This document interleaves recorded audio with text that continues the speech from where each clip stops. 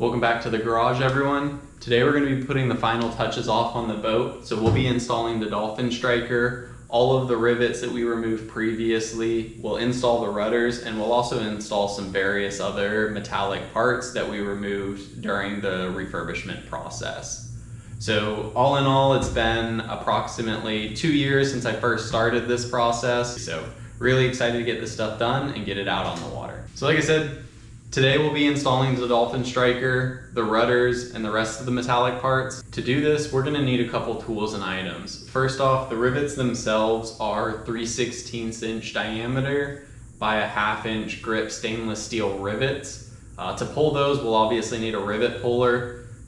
Preferably, you're gonna need one that's at least 16 inches. You'll see why a little bit later in the video, but that's what I ended up going with, and it made the whole process a lot easier. Additionally, we'll need some 3M 5200 Marine Sealant. That'll allow us to completely seal off all of the penetrations to ensure we don't get any water into the structure itself.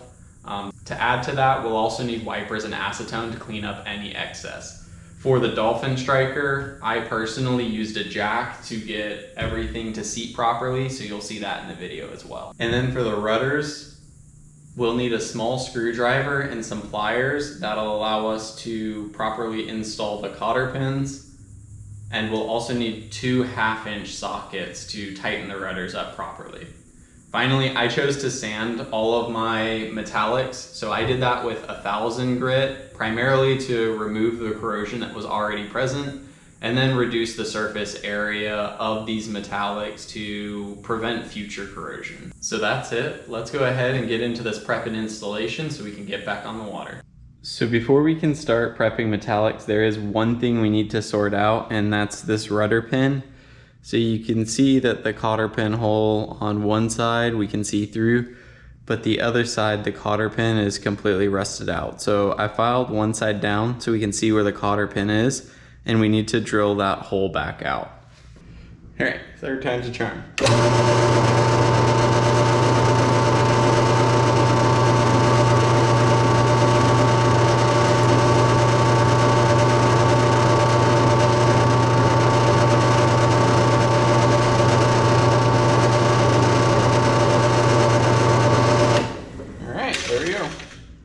The hole was not perfectly aligned. You can see there's still a little bit of the cotter pin over here, but we'll just file it down and it'll be good enough. In the future, you know, we may work on making new rudder pins anyways. So the forestay wires right here, these little pieces are in pretty good shape. We'll probably just give them a wipe down with IPA, and I'll probably clip these little wires that unspooled. For now they're good, but maybe in the future I'll replace these.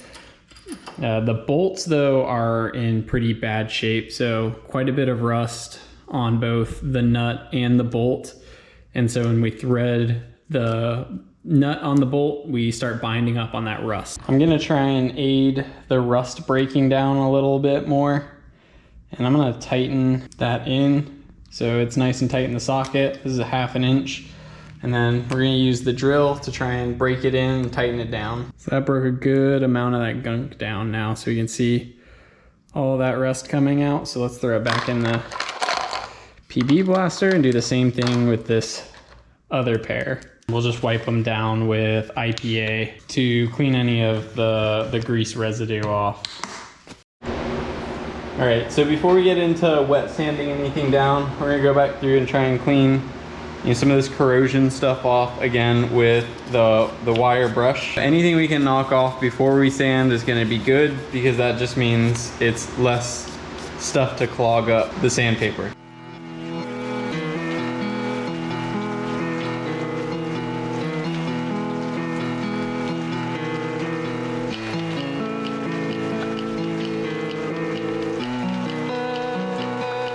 But as of right now, we can't actually use the Dolphin striker, because whenever I had to remove it, and I don't know if you could see it, but I had to put something on the end of it and hit it with a hammer to drive it back out because of all the corrosion between the stainless steel and the aluminum. So that's caused quite a few of these threads to become damaged. So the only option that we have to get this Dolphin striker working is to grind it back from, you know, this edge down at least a couple of threads. So we'll give that a try. If not, I'll have to try and find a new Dolphin striker, but we're gonna go ahead and use the belt grinder to get this ground down.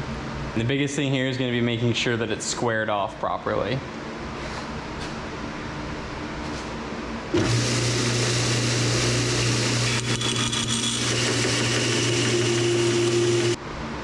All right, and it looks like that was enough. We're able to run a nut on here now. And then we'll come up with a file and file a nice little lead in. So go ahead and switch over to the other side. And it looks like this side we're good too.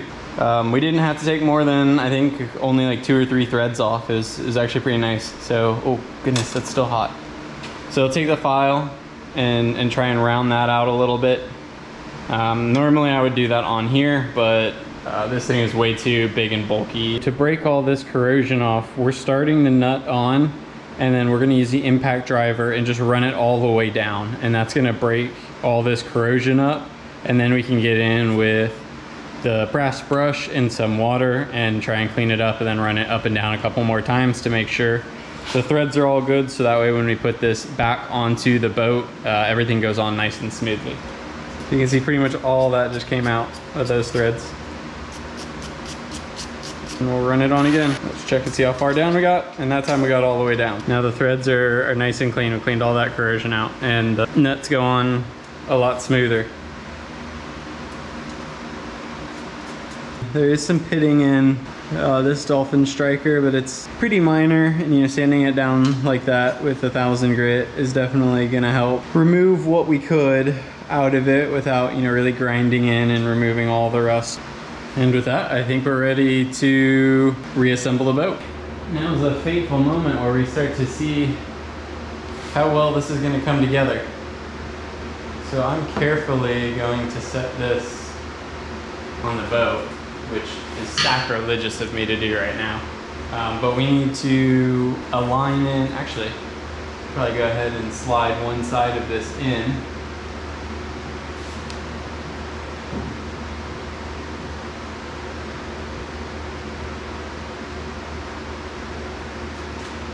So that way we can support this side. And then we can slide our center post on. So we have to put some force when we're putting this in.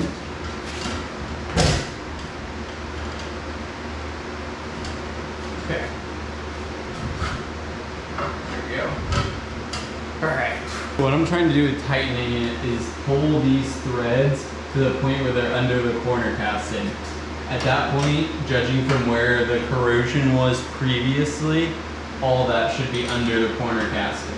So that's what I'm kind of using as my judge for proper tension. So by holding the center post up more, we're putting more slack in the Dolphin striker, and that's allowing us to tighten without any resistance. So we'll keep doing this, and then when we turn the center casting on, we'll drive it down to retension the holes. Hopefully what I need to put in here will fit. I think we'll be good. We'll have to be ready to also throw rivets in here at the same exact time. So I'm gonna prep to do both of that, and then I will see you guys back here when we get ready to get this mast cut all the way down and start putting rivets in. Okay, so for our sketchy moment of the day, whatever. We're gonna first try and just drive this center post down with a rubber mallet and get it as far as we can. Once we get to that point, we need to be able to fit this bottle jack.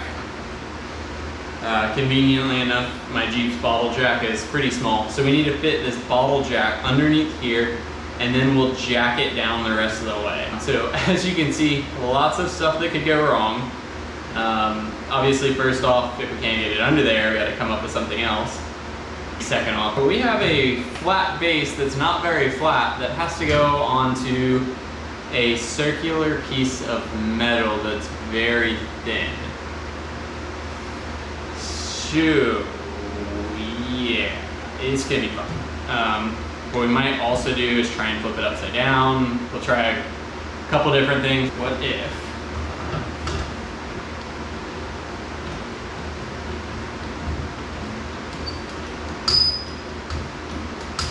Just need to make sure that we still have access to pull rivets.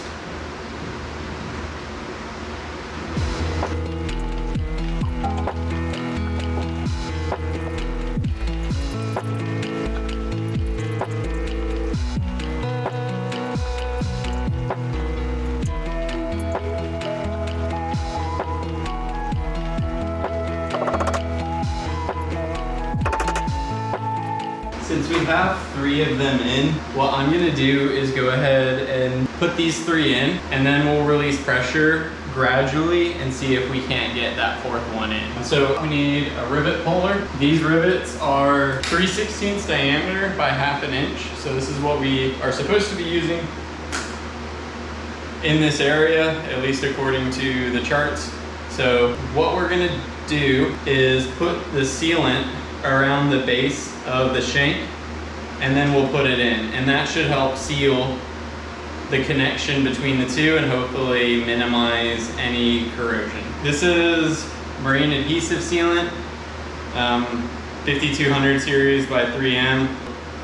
We'll also use this to fill it around all these edges and fill in, you know, the backs of the pylons. And with this sealant, we cannot use isopropyl alcohol, so I have acetone sitting here. We'll extrude a couple inches, and we'll call it a day. So, when it comes to doing this process, and I'll show you a close-up on other ones, but we're just gonna slowly put a bead right around the edge. So then we can pop it in there and pull it. And so these stainless steel rivets, they're not fun to pull. We might have to get the larger ones. Not much larger, but anything counts.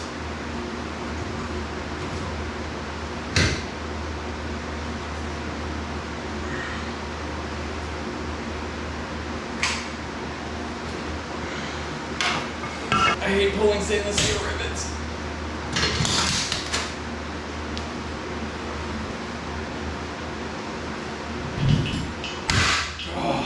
Oh, those are not fun. If you have a pneumatic one, use it. Woo. Well, we found a process that works, but holy heck, not fun. Once again, the camera got overheated. There's not much I can do about it. I've tried to put heat sinks on it, and with just little airflow, it's not doing much. But off camera, we got the rest of the rivets in. It took quite a while, you know, using the normal hand rivet puller, and the only way I was able to get these to pop was actually using 2 of these clamps on the rivet puller in order to get enough pressure to pop them, and it took a while. So these 4 rivets took me, you know, close to an hour and a half. Since it was taking so long to pull those, and the fact that I shouldn't have been pulling stainless steel rivets with like a little hand set like that, I went and got a 17-inch pair of rivet pullers. So this should be a lot easier to pull the rivets in the future. I've already primed the adhesive again, so cleared out the old stuff, squeezed some off. So we'll start installing the rivets on the corner castings, and I'll move you guys a little bit closer so that way you can see how we apply the sealant to those rivets. I remember to turn the camera on this time. So when we apply this sealant to the rivet, I'm just gonna start a little bit of a bead and just run it around. That's a little bit too little. So just start a little bit more and just run that bead around. We don't want much, but we also want enough to get some squeeze out. So after that point, then we'll just slide it in, and you can see how that sealant moved in and coated the hole on its way in. Now it's time to test this rivet puller out.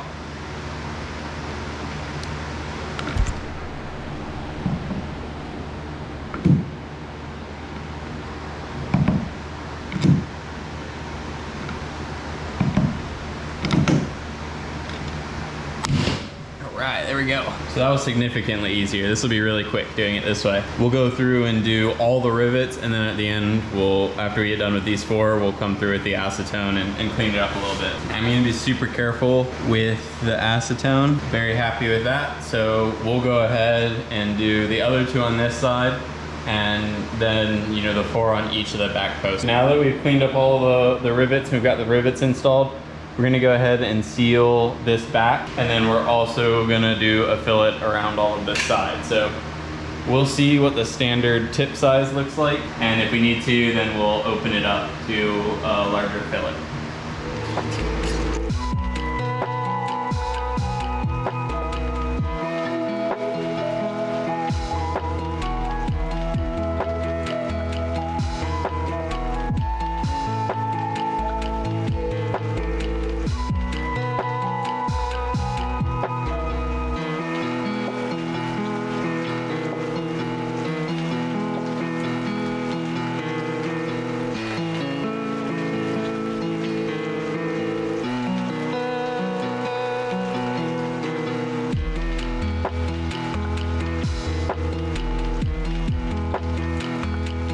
So that looks pretty good. We're gonna continue doing that on the remainder of the pylons, and then I'll see you guys whenever we get ready to seal the rest of the stuff on the transoms. This one's gonna be a little bit hard to see, but I'm gonna seal the drain hole and the rudder pin alignment things. I don't really know what these are called, but where the rudder attaches.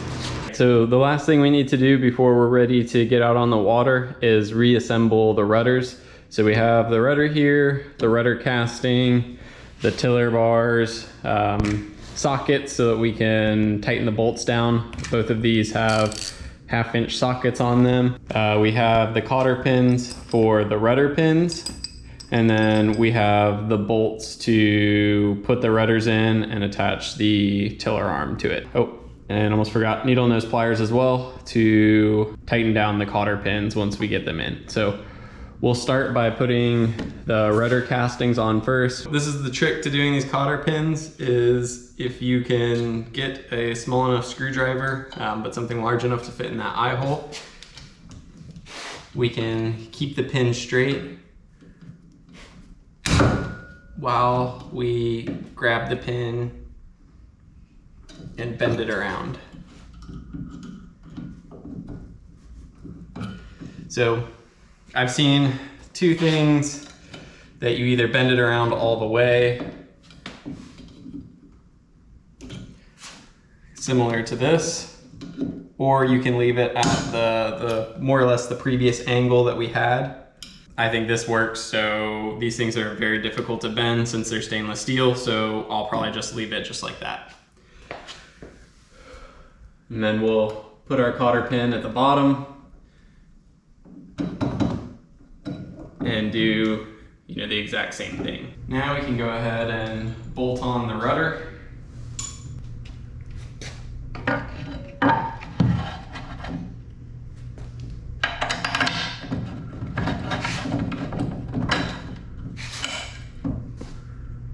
And the easiest way to know which way your rudder assembly is going to go is your thicker edge is going to be towards your front and your thinner edge is going to be towards your back.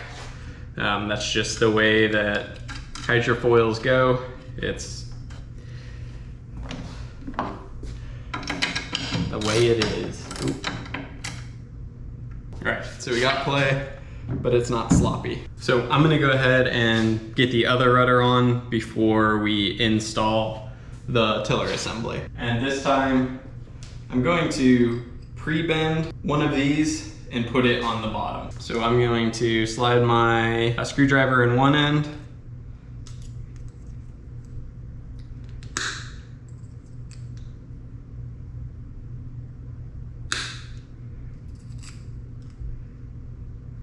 all right, there we go. And we can go ahead and bend this one the other way too.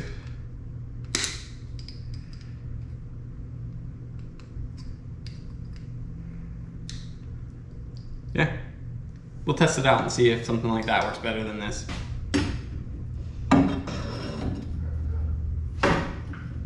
Right.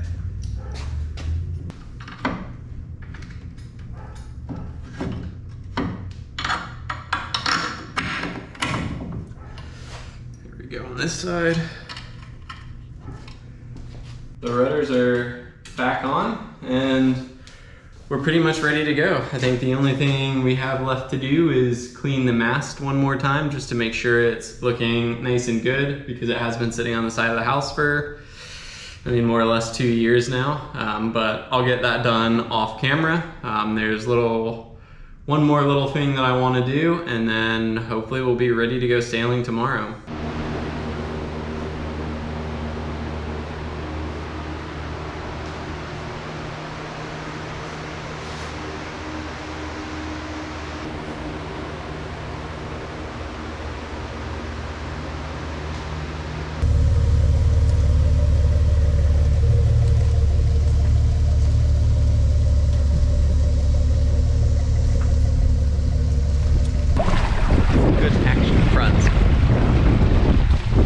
Action in the front.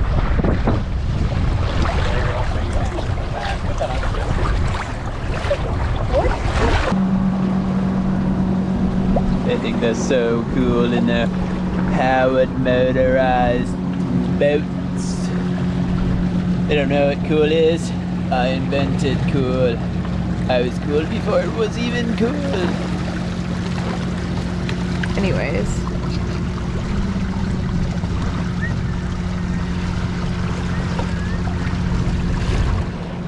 So what's your boat's name gonna be?